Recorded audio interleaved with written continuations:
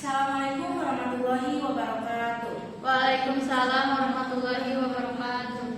Di sini saya sebagai kelompok 1 akan menjelaskan tentang kajian proses persalinan menurut Islam, sains dan doa setelah melahirkan. Nah, di sini persalinan adalah pengeluaran janin yang terjadi pada kehamilan cukup bulan dari 37 sampai 42 minggu. Lahir spontan dengan presentasi belakang kepala yang berlangsung dalam 18 jam tanpa komplikasi baik pada ibu maupun pada janin.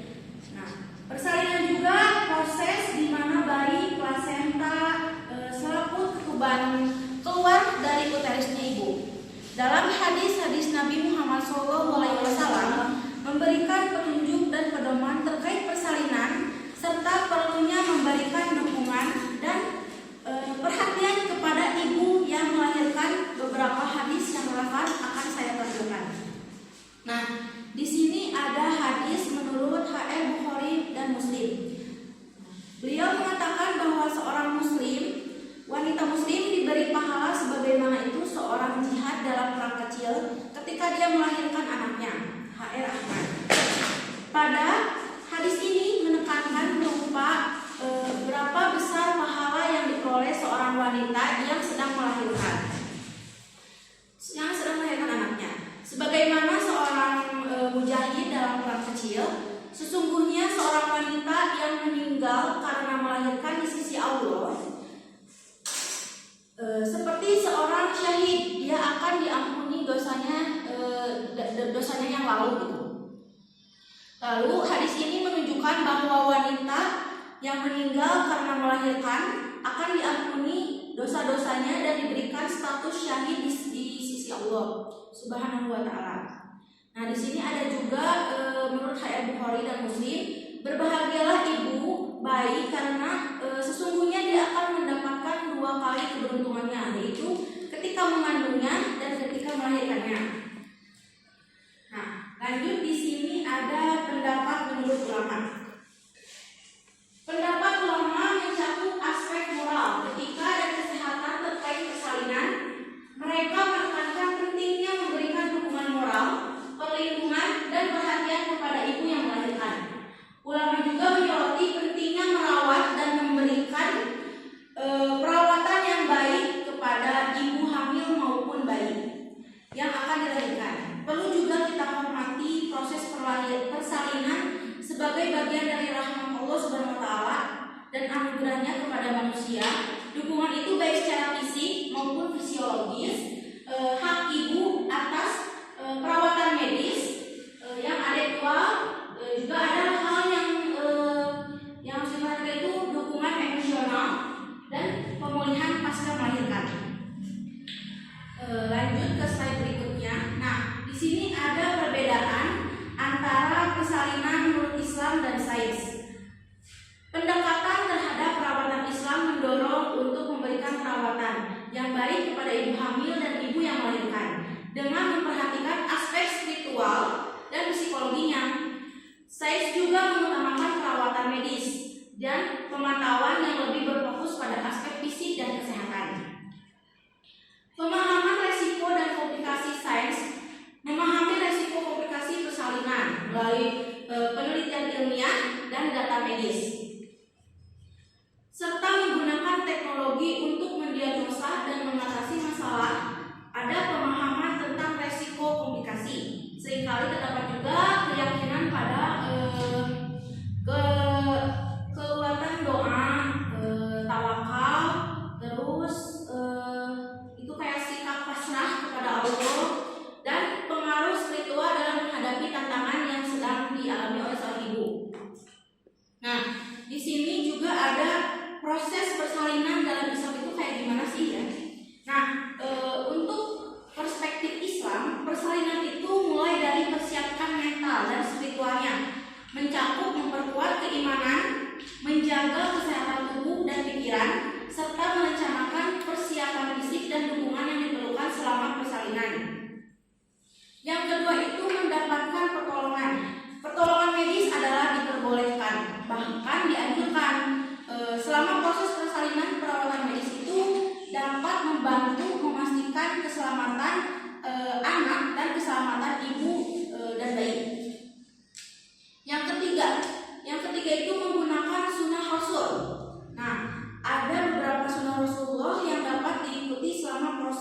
persalinan, seperti membaca surat Maryam atau ayat Al-Quran yang menenangkan serta mengucapkan kalimat tasbih dan tahmid.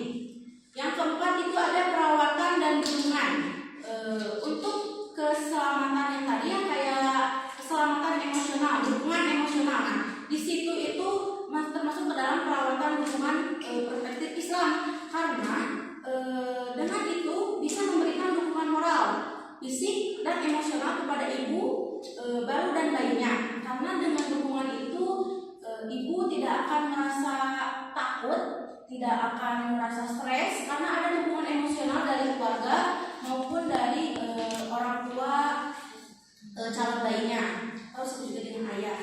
Nah, di sini ada yang kelima, membaca azan di telinga bayi. Azan sebagai orang tua muslim adalah membaca azan di telinga bayi yang baru lahir sebagai tindakan pertama untuk memperkenalkan bayi kepada ajaran Islam. Itu tuh kayak bentuk pertama bayi mengenal ajaran Islam dengan mengucapkan azan dari sebelah kiri maupun kanan. Tapi biasanya dianjurkan itu dari sebelah kanan dulu.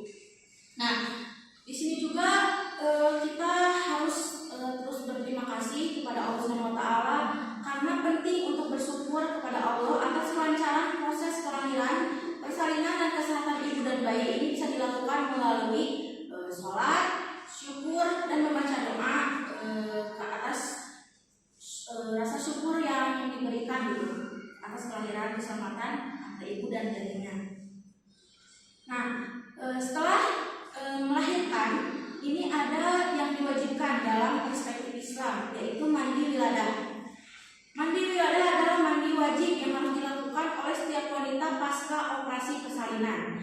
Mandi wiladah berfungsi salah satunya untuk mensucikan diri wanita dari hadas besar, yakni darah yang keluar setelah melahirkan. Nah, mandi ini itu tidak hanya dilakukan oleh mereka yang melahirkan, namun juga untuk wanita yang mengalami keguguran itu wajib melakukan mandi wiladah.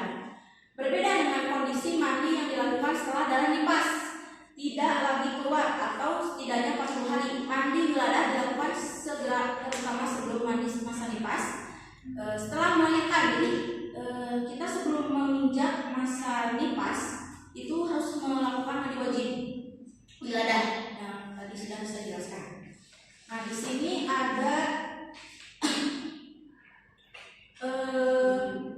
proses persalinan menurut sains. Nah, yang membedakan itu apa gitu ya dari perspektif Islam dan sains. Nah, ini kita akan menjelaskan sains. Yang pertama itu ada pembukaan rahim atau cervical dilation. Proses persalinan dimulai dengan pembukaan rahim. Ini terjadi karena kontraksi uterus secara teratur menyebabkan rahim membuka secara bertahap. Proses pembukaan ini memungkinkan bayi untuk melewati panggul ibu dan masuk ke saluran rahim. Yang kedua itu ada pengecilan dan penurunan kepala bayi. Setelah rahim mulai membuka, bayi akan menempuh perjalanan melalui panggul ibu. Kepala bayi biasanya menyesuaikan diri dengan panggul ibu. Kan biasanya kalau misalkan si ibunya itu kecil badannya, terus itu suka susah karena menyesuaikan bokong ibu gitu. Nah, yang selanjutnya itu ada kontraksi. Kontraksi uterus adalah komponen utama dari proses persalinan. Kontraksi terjadi secara teratur dan kuat, membantu mendorong bayi melalui saluran rahim. Kontraksi juga membantu mempercepat pembukaan rahim. Biasanya kalau misalkan sudah pembukaan 1, 2 gitu, kalau misalkan lama itu dikasih obat untuk perangsang kontraksi untuk mempercepat pembukaan rahim. Nah, selanjutnya ada kelahiran. Setelah kontraksi berkelanjutan sampai pembukaan berapa, itu ada kelahiran.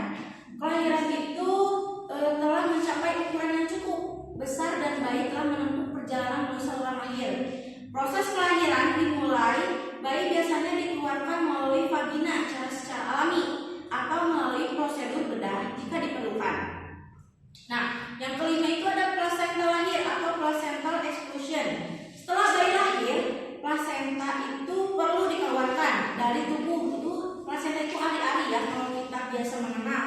Ini terjadi biasanya dalam beberapa menit hingga 1 jam setelah kelahiran bayi. seringkali dengan bantuan kontraksi uterus setelah kelahiran.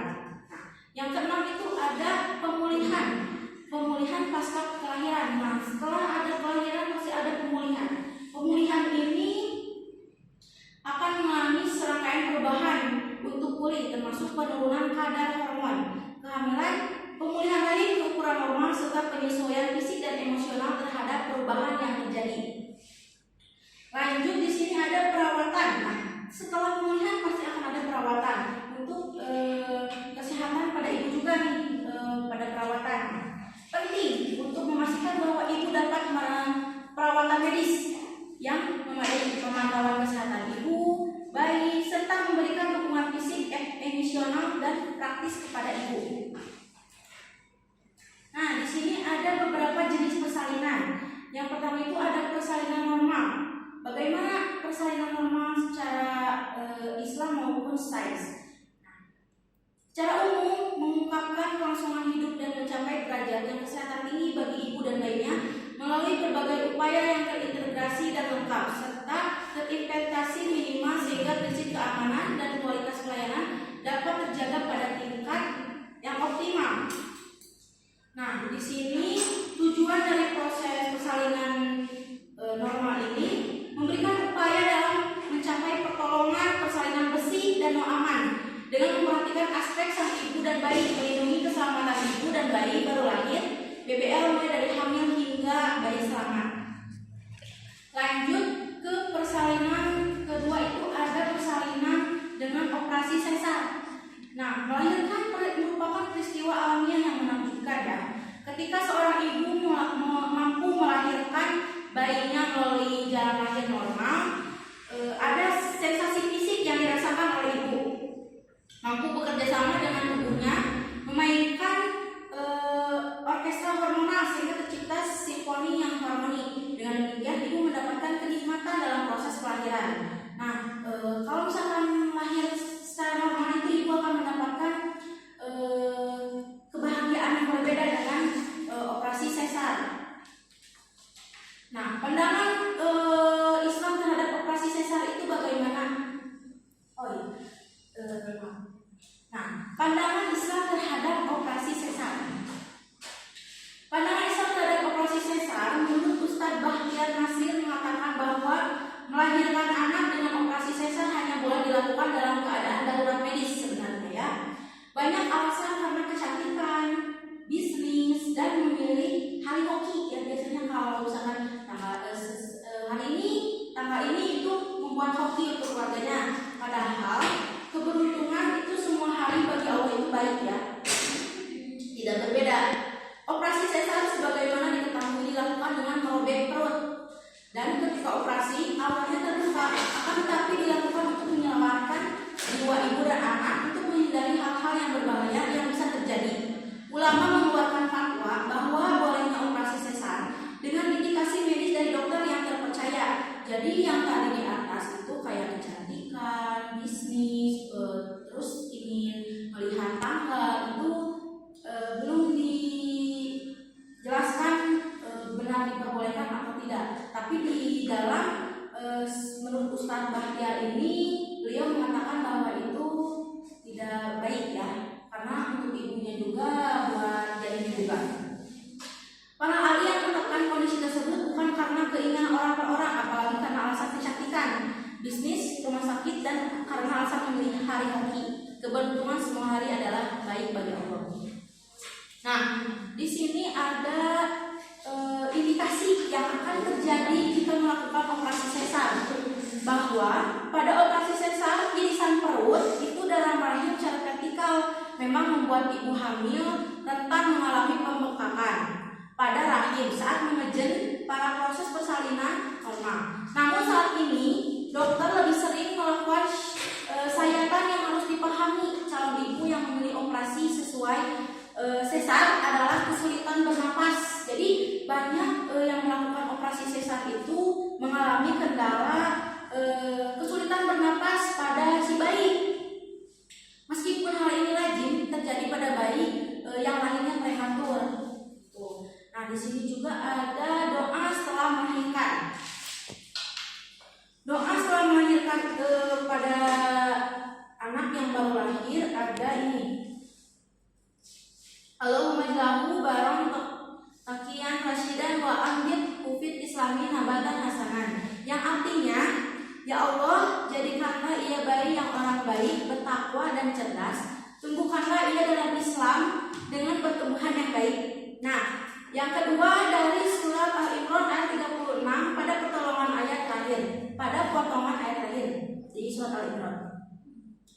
Wa in uizu bika wa zurriyataha minasyaitonir rajim, yang artinya adalah aku memohon perlindungan untuknya serta anak-anak keturunannya kepada pemeliharaan engkau daripada setan yang terkutuk. Nah, selesai penjelasan saya mengenai kajian tentang persalinan mau dari perspektif Islam maupun sains, dan ada doa untuk melahirkan. Nah, di sini apakah ada yang ingin bertanya? Jadi bagaimana? Apakah ada yang ditanyakan? Saya Ya, boleh. ini Bi, untuk yang membantu persalinan menurut Islam, apakah boleh dibantu oleh dokter spesialis objin laki-laki? Baik, saya tampung dulu ya pertanyaannya. Lanjut pertanyaan selanjutnya ada. Perkenalkan, saya Isayyanti, ingin mengajukan pertanyaan. Kan di persalinan menurut Islam itu ada dua, ada yang sesar. Nah, kalau untuk yang proses melahirkannya melalui sesar, apakah itu tetap harus mandi wajib wiladah atau tidak? Apakah ada yang ingin ditanyakan lagi? Ya, boleh. Izin perkenalkan, nama saya Mila Ameliana. Bagaimana Islam memandang pentingnya dukungan emosional dan spiritual bagi ibu yang sedang melahirkan? Oke, saya akan jawab 3 pertanyaan dari kalian. Tidak ada lagi yang ingin ditanyakan? Sesok. Nah,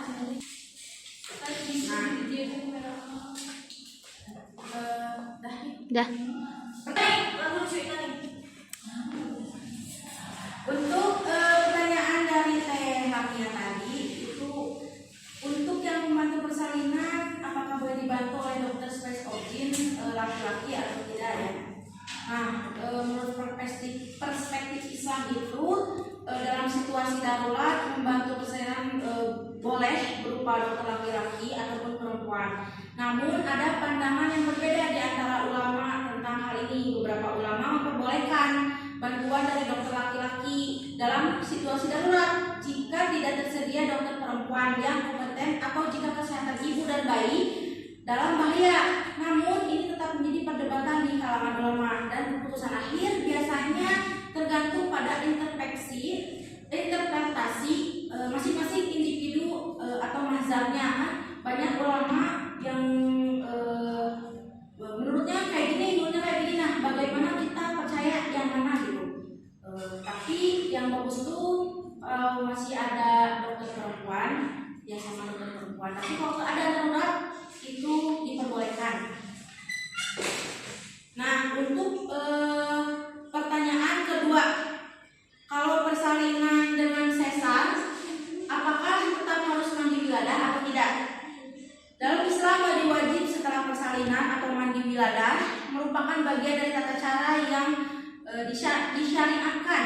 Namun jika persalinan dilakukan melalui operasi sesar, beberapa ulama berpendapat bahwa mandi wiladah tidak diwajibkan. Karena kenapa?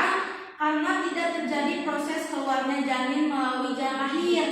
Secara pandangan yang berbeda di kalangan ulama tentang hal ini. Yang terbaik adalah berkonsultasi dengan seseorang ulama atau penasihat agama yang kalian percayai untuk mendapatkan pandangan yang lebih rinci sesuai dengan mazhab atau pendapat ulama yang kalian ikuti.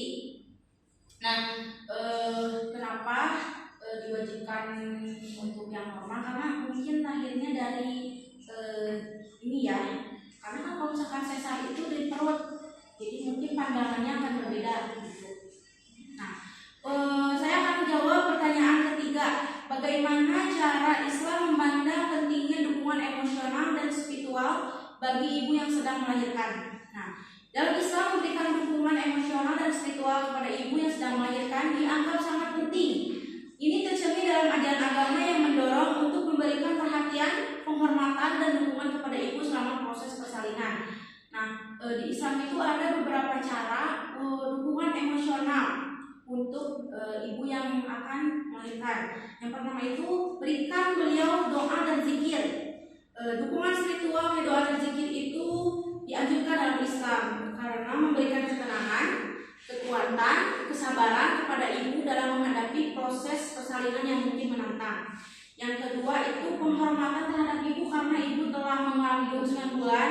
Kita harus menghormati beliau karena beliau sudah sabar menunggu, beliau juga udah excited gitu ya, dan memang buat menunggu kelahiran. Jadi kita harus menghormati ibu yang akan melahirkan, untuk kayak memuliakan ibu dalam bantuan dukungan. Nah, yang ketiga itu ada bimbingan dan dukungan emosional. Bimbingan itu kayak gimana? Kalau misalkan ada ibu yang baru melahirkan anak pertamanya, dukungan dari bimbingan dukungan emosional itu perlu karena mereka belum pernah kan dalam persalinan tersebut. Jadi harus adanya bimbingan agar dia juga merasa tenang, percaya diri, dan nyaman selama proses melahirkan. Ada kebersamaan dan kehadiran. Kebersamaan dan kehadiran ini biasanya dari pihak orang tua dari seorang ibu itu atau ayah. Intinya itu keluarga yang bersangkutan dalam si ibu. Nah, di situ ada dukungan moral dan emosional. Kebersamaan ini dapat memberikan rasa nyaman dan dukungan yang sangat dibutuhkan oleh si ibu. Sudah cukup penjelasan dari saya. Terima kasih kepada kalian yang telah mendengarkan saya dan telah bertanya. Semoga kalian bisa mengerti tentang penjelasan ini. Saya akhiri. Mohon maaf bila saya banyak kesalahan kata maupun